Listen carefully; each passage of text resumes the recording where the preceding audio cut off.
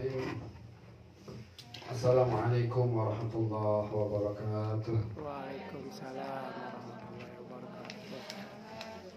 Innal hamdalillah nahmaduhu wa nasta'inuhu wa nastaghfiruh wa na'udzu billahi min shururi anfusina wa min sayyiati a'malina. May yahdihillahu fala mudilla lahu wa may yudlil fala hadiya lahu. Asyhadu an la ilaha illallah wahdahu la syarika lahu wa asyhadu anna Muhammadan 'abduhu wa rasuluhu la nabiyya ba'dah. Allahumma salli wa sallim ala sayyidina wa habibina wa syafi'ina nabiyyina Muhammadin sallallahu alaihi wasallam wa ala alihi wa ashabihi wa man tabi'ahum ila yaumiddin, amma ba'd. Hadirin jamaah, bapak-bapak dan ibu-ibu Majelis Ta'lim Al-Dzakir, yang insyaallah semuanya kita diberkahi oleh Allah Subhanahu wa taala. Amin. Alhamdulillah, syukur kita kepada Allah atas nikmat Allah Subhanahu wa taala yang begitu besar. Salawat dan salam selalu kita haturkan kepada baginda Nabi kita Nabi Muhammad Sallallahu alaihi wasallam. Hadirin jamaah yang dirahmati Allah Subhanahu wa taala, nikmat yang paling besar yang Allah berikan kepada kita adalah nikmatul iman wal Islam. Ya, nikmat yang paling besar yang Allah berikan kepada kita adalah nikmatul iman wal Islam. Dan hadirin jamaah yang dirahmati Allah Subhanahu wa taala, kenapa saya katakan nikmat yang paling besar yaitu nikmatul iman wal Islam? Karena dengan iman Islam inilah Allah Subhanahu wa taala akan menyelamatkan kita dari nerakanya Allah. Tapi kalau tidak ada iman dan Islam dalam hati kita, kekal selamanya kita dalam neraka Allah Subhanahu wa taala. Masyaallah. Walaupun kita mungkin banyak berbuat baik. Walaupun kita banyak berbuat baik, sedekah apa segala macam, tapi nggak ada iman, nggak ada Islam, nggak percaya kepada Allah, percaya sama batu, sama patung, percaya sama gunung, pada lautan dan yang lainnya, maka waliyadzubillah, hadirin jamaah sekalian, kekal selamanya dalam neraka Allah Subhanahu wa taala. Maka nikmat iman dan Islam ini adalah nikmat yang terbesar. Dan hadirin yang dirahmati Allah Subhanahu wa taala, iman dan Islam ini adanya di dalam hati. Iman ini kan nggak bisa kelihatan, adanya di dalam hati. Maka Allah letakkan kebahagiaan kita ini sebenarnya dalam hati. Allah letakkan kebahagiaan umat manusia ini ada di dalam hati. Bukan di tangan, bukan di mulut, bukan di kaki, bukan di telinga, bukan di harta, bukan di jabatan, bukan di kedudukan, bukan. Tapi Allah letakkan kebahagiaan kita ini ada dalam hati kita masing-masing. Ada orang, ada jemaah sekalian, gak sempurna fisiknya, tapi karena hatinya bahagia, tetap bahagia. Ada seorang ulama namanya adalah Syekh Ahmad Yasin, rahimahullah ta'ala. Syekh Ahmad Yasin ini ulama dari Palestina. Dari mana? Palestina. Di mana Palestina, Bu? Dekat Bogor. Hah? Dekat Bogor. Pernah datang sana? Ciawi ya. Palestina itu dulu di zaman Rasulullah namanya Syam. Ya, namanya adalah Syam. Negeri yang diberkahi Syam. Nah, di sana ada kiblat umat Islam yang pertama, yaitu apa? Masjidil Aqsa. Mudah-mudahan kita semua nanti sempat datang ke sana, ya. Amin. Kita melihat bagaimana ada batu yang pengen terbang. Batunya tuh diikat, Bu, karena dia pengen terbang. Waktu Rasulullah Mi'raj kan berhenti di situ. Itu kan pakai buruk terbang, ya. Maka batunya ini pengen ikut, tapi ditahan oleh Rasulullah, makanya nggak jadi. Nanti sampai sekarang batunya masih ada. Nah, mudah-mudahan Allah kasih kesempatan, insyaallah, ya. Amin. Masjidil Aqsa di Palestina. Nah, tapi sekarang negeri Palestina ini dijajah Ya, satu-satunya negara di dunia yang masih terjajah hanyalah negara Palestina. Ya. Nah, hadirin rahmat, dijajah oleh Yahudi Israel laknatullah. Dulu di Palestina itu, ya bukan dulu sih, beberapa tahun, meninggalnya tahun 2001. Ada seorang ulama namanya Syekh Ahmad Yasin. Jadi ulama dan juga pejuang, ya, mujahid. Syekh Ahmad Yasin ini, hadirin yang mas sekalian, mohon maaf, kakinya buntu, bukan buntu, kakinya lumpuh, nggak bisa bergerak. Tangannya ini nggak bisa gerak. Jadi dia jalan di kursi roda, kaki sama tangannya tuh nggak bisa gerak. Suaranya kecil kalau ngomong, kecil benar. Ayyuhal ikhwah, begitu tuh kalau ngomong. Ya, coba lihat di YouTube tuh, cari ceramah atau Syekh Ahmad Yasin itu. Nah, itu ada video-video, foto-fotonya mana dulu. Kecil tubuhnya, kakinya lumpuh, tangannya juga nggak bisa bergerak. Kalau ngomong, mic-nya dipegangin, baru bisa bicara. Tangannya nggak bisa bergerak. Tapi hadirin jamaah sekalian, orang yang lumpuh ini ditakutin oleh penjajah Israel. Karena kalau dia sudah ngomong, semua rakyat Palestina bergerak. Semua rakyat Palestina bergerak. Makanya ditakutin oleh Israel. Syekh Ahmad Yasin, mujahid, pejuang. Maka hanya untuk membunuh Syekh Ahmad Yasin seorang saja, Israel harus ngebom satu masjid yang mana Syekh Ahmad Yasin sedang sholat subuh berjamaah di masjid itu. Hanya untuk membunuh seorang kakek tua yang tangan dan kakinya lumpuh. Artinya, hadirin jamaah sekalian, Syekh Ahmad Yasin tangannya nggak berfungsi, kakinya nggak berfungsi, tapi hatinya hidup. Hatinya hidup. Dengan hati yang hidup, dia mampu menyatukan semua komponen umat Islam yang ada di Palestina. Bahkan bukan hanya umat Islam, orang non-Muslim pun bisa dengar omongan beliau. Atau mungkin juga kita pernah melihat, akhirnya mas sekalian, ada orang yang buta, tunanetra, atau buta, nggak bisa melihat. Kebetulan saya di rumah Quran, kami punya rumah Quran di Keramat ya, Pak Haji. Nah itu setiap sebulan sekali kita ngadain pengajian untuk tunanetra. Dari mana-mana, dari Cakung, dari Bekasi, dari mana-mana datang. Pakai Transjakarta, kan Transjakarta ada memang layanan untuk orang-orang yang kekurangan inilah, keterbatasan ini. Ada layanan khusus mereka. Datang, ada yang pakai ojek ngaji. Ngaji, kadang ya dapatnya cuma makanan aja. Sekali-sekali kalau ada rezeki lebih, dapat sembako. Sekali-sekali, tapi jarang-jarang. Hadirin yang dirahmati Allah Subhanahu wa Ta'ala. Tapi berapa banyak kita lihat mereka ini walaupun matanya buta, tapi mampu membaca Al-Quran bagus dan benar. Bahkan banyak di antara mereka yang hafal Al-Quran 30 juz. Masya Allah. Walaupun ada yang nggak 30 juz, minimal surat-surat pilihan. Yasin hafal, Juz Ammah hafal, Al-Kahfi hafal.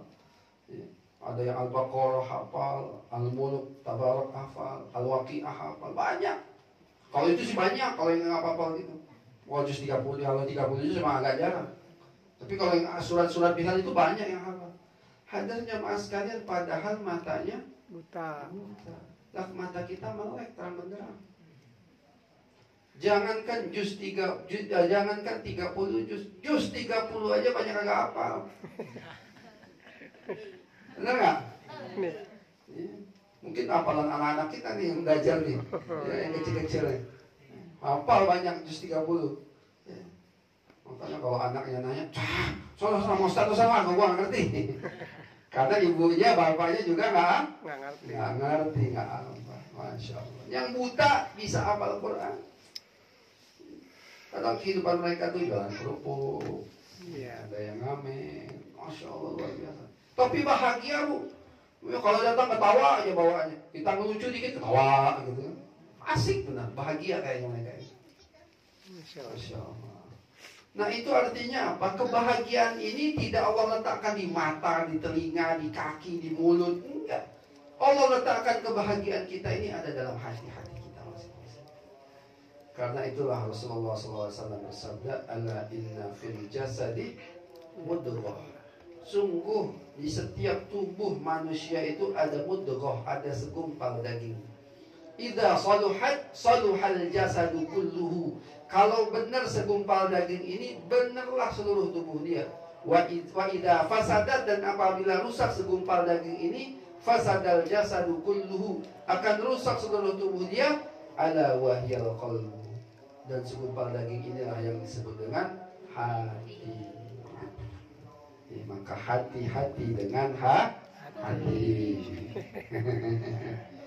Hati, penting jaga hati.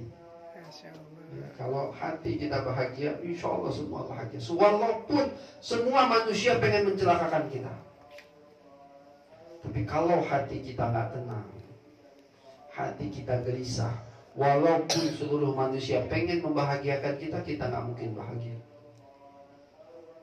Maka tidak ada cara lain agar hati kita ini bahagia kecuali hati kita ini dekat dengan Allah Subhanahu wa Ta'ala. Hanya dengan itu. Kalau hati kita ini dekat sama Allah, tenang, bahagia, Pak. Pasrah. Apa aja yang Allah takdirkan, ini yang terbaik yang Allah berikan untuk kita. Ala bidzikrillahi tatma'innul qulub. Hanyalah dengan berzikir kepada Allah itu akan menenteramkan hati. Bahkan dalam Al-Quran Allah ngancam orang-orang yang nggak mau zikir. Apa kata Allah? Kata Allah dalam Al-Quran, "Wa man a'rada an dzikri fa inna lahu ma'isyatan danka." Barang siapa yang nggak mau mengingat aku, nggak mau zikir sama Allah, nggak mau ingat sama Allah, hidupnya nggak mau diatur oleh Allah Subhanahu wa Ta'ala, fa inna lahu ma'isyatan danka, maka baginya itu kehidupan yang sempit. Sempit hati kita kalau nggak mau zikir sama Allah. Maka perbanyak zikir, ya, apalagi di bulan Ramadan. Jadi zikir ini mudah, Bu. Zikir ini mudah. Zikir nggak mesti harus ada wudu. Membaca Al-Quran harus pakai wudu. Ya. Yang zikir mau di mana aja bisa, di rumah bisa, di kendaraan bisa, di tempat toko bisa, asal jangan di kamar mandi. Mohon maaf lagi beol, zikir nggak boleh, ya nggak boleh. Ya. Di mana aja kita bisa zikir. Ibadah yang paling mudah zikir. Kata Rasulullah SAW, kalimatani khafifatani fil lisan, thaqilatani fil mizan. Subhanallah wa bihamdihi, subhanallahil azim. Ada dua kalimat, khafifatani fil lisan, ringan di lidah, thaqilatani fil mizan, tapi berat timbangannya nanti di yaumil akhir. Subhanallah wa bihamdihi, subhanallahil azim. Saya dapat ijazah dari guru saya Syekh Tajuddin Al-Abbasi, orang Sudan, tinggal di sini Gudang Peluru. Saya ngaji dengan beliau, Syekh Tajuddin Al-Abbasi. Beliau dapat ijazah juga dari guru-gurunya, salah satunya dari Sayyid Muhammad Alawi Al-Maliki Al-Hasani, ulama ahli hadis dari Mekah. Kalau pengen dimurahkan rezeki, pengen gak murah rezeki, Bu? Mau, saya juga mau. Saya juga mau. Beliau ngasih ijazah, baca subhanallah wa bihamdihi, subhanallahil azim, astaghfirullah. Berapa kali? 100 kali. Sebelum sholat subuh bacain subhanallah wa bihamdihi, subhanallahil azim, astaghfirullah. Subhanallah wa bihamdihi, subhanallahil azim, astaghfirullah. Maka hadir jamaah sekalian, insyaallah mudah-mudahan Allah murahkan rezeki kita. Amin. Yang penting istiqomah. Amin. Yang penting istiqomah. Ntar baru 3 hari, wah agak juga nih dapat hari ini, ngambek. Nggak boleh begitu. Ya, istiqomah terus, insyaallah lihat nanti. Insyaallah. Kalau istiqomah. Maka hadirin jamaah sekalian, nikmat hati ini nikmat yang paling nikmat, nikmat yang paling indah. Allah berikan kita ini nikmat itu dua. Satu, ya, nikmat fisik, nikmat materi. Yang kedua, nikmat hati. Ya, satu nikmat materi, satu lagi nikmat hati. Hadirin jamaah sekalian, nikmat materi ini, ya, nikmat materi itu apa? Uang, rumah, mobil, kerjaan, bisnis, itu nikmat. Materi nikmat juga dari Allah, ini nggak salah. Tapi nikmat materi ini hadirin jamaah sekalian, ada perbedaannya dengan nikmat hati. Kalau nikmat materi, terkadang kita usahakan, terkadang nggak kita usahakan dapat. Kalau nikmat materi, kadang kita usaha, Pak Haji Ramayuni ini, masya Allah, getol gitu, masya Allah, nggak apa-apa, bagus. Yang penting jangan lupa Allah, nggak apa-apa, nggak masalah. Kadang kita usaha untuk mendapatkan nikmat materi, tapi ada orang nggak usaha dapat. Ada nggak? Banyak. Banyak. Anaknya Abu Rizal Bakri nggak pakai kerja, Pak. Iya. Langsung kaya. Bapaknya orang kaya. Bapaknya mati, anaknya jadi kaya nggak? Kaya. Jadi kaya, bapaknya banyak warisan. Ya. Ada yang punya kontrakan 30 pintu. Enak nggak? Enak. Enak. Bapaknya meninggal, ya udah anaknya yang ngerasain. Jadi nikmat materi ini kadang kita usahakan, kadang kita tidak usahakan. Dapat aja tiba-tiba. Tapi hadirin jamaah sekalian, kalau nikmat hati wajib diusahakan. Nikmat hati ini apa? Iman, zikir, nikmat ibadah, taat sama Allah. Ini nikmat hati, tawakal, qanaah. Ini semua nikmat hati. Tapi kalau nikmat hati itu nggak bisa nggak diusahakan, wajib kita usahakan. Walaupun bapaknya orang soleh, kalau dia nggak didik anaknya, nggak jadi anaknya orang soleh. Jangankan orang soleh, bapaknya Nabi. Nabi siapa? Nabi Nuh alaihi salam. Anaknya ya, siapa? Kan'an, kufur sama Allah.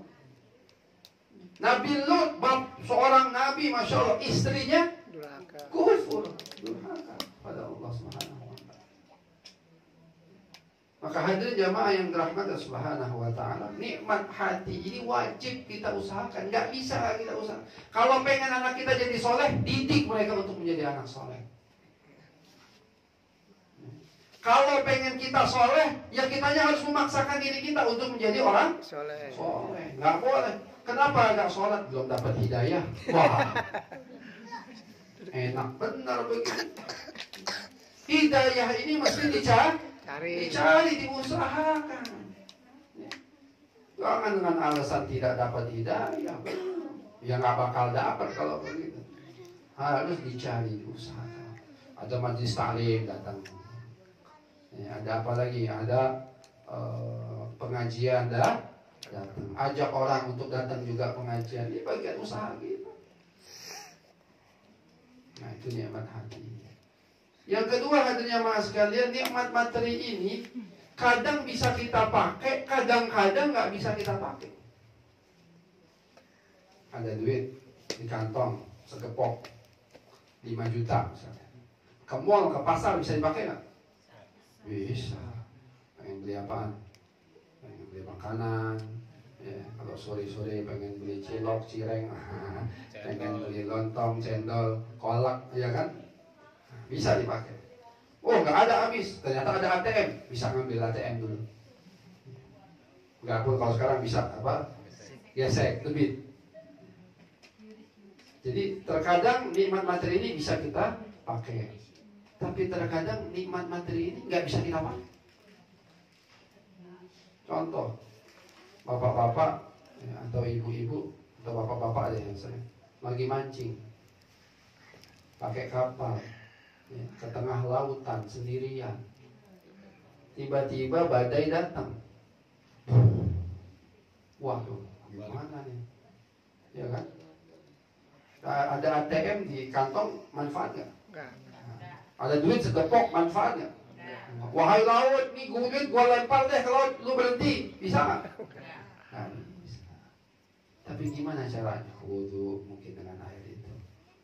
Ya, kemudian sholat, minimal zikir doa sama Allah, ya Allah yang memberikan keselamatan kepada hambanya, ya Allah. Kalau memang kau takdirkan aku untuk mati dalam keadaan sekarang, matikan aku dalam keadaan husnul khotimah, ya Allah.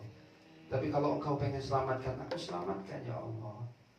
Nah, dengan izin Allah bisa diselamatkan oleh Allah. Jadi nikmat hati ini bisa dipakai kapan saja, di mana saja. Kalau nikmat materi terbatas pemakaiannya. Kadang bisa kita pakai, kadang nggak bisa kita pakai. Maka hadirnya mas sekalian penting nikmat hati.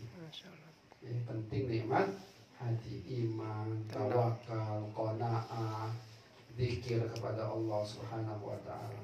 Nah, maka Ramadan ini fungsinya salah satunya adalah bagaimana kita memupuk hati kita. Amin. Kan salah satu fungsi ibadah puasa apa? La'allakum tattaqun, menjadi hamba yang bertakwa. Para ulama memberikan definisi apa itu takwa. Nah, ada definisi yang paling indah yang pernah saya dengar tentang takwa. Definisi, tahu definisi? Arti. Ya, arti daripada takwa itu apa? Ya, ada seorang ulama mengatakan yang paling sangat indah sekali. Yang dimaksud dengan takwa itu apa? Memberikan. Ya, ada banyak macam arti ya. Tapi yang pernah saya dengar ini sangat indah sekali. Apa katanya? Menjadikan apapun yang Allah berikan kepada kita sebagai sarana untuk mendekatkan diri kepada Allah. Allah kasih tangan untuk mendekatkan diri kepada Allah. Allah kasih mata untuk mendekatkan diri kepada Allah.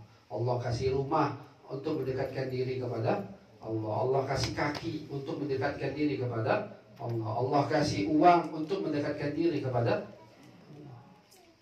Itu makna takwa.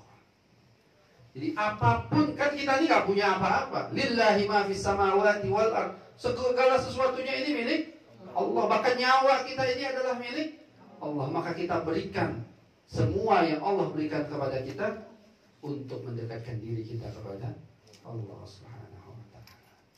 Nah, makanya jemaah sekalian, mudah-mudahan dengan ibadah Ramadan ya kita puasa sungguh-sungguh. Ya, jangan sampai puasa kita itu cuma menahan lapar dan dahaga saja. Sungguh-sungguh matanya puasa, telinganya puasa, mulutnya puasa. Bisa nggak Bu mulut puasa Bu? Bisa nggak? Bisa. Bisa, tapi kalau malam nggak kuat juga. Jangan. Ya. Tahan mulut kita. Jangan ngomongin orang, gibahin orang, ngejelekin orang, fitnah orang. Ya. Mata kita lihat yang maksiat, jaga. Ini bapak-bapak nih kurangin dikit HP-nya ya. Amin. Di HP banyak maksudnya Pak Haji. Iya, benar. Allah. Bagi Pak Haji ya. Hati-hati ya. Iya sih. Insyaallah. Ya, sama saya juga Masya Allah. Belajar kita, kurangin. Amin.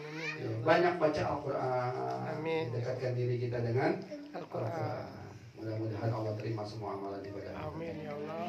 Ini saja dari saya. Kurang lebihnya maaf. Assalamualaikum warahmatullahi wabarakatuh.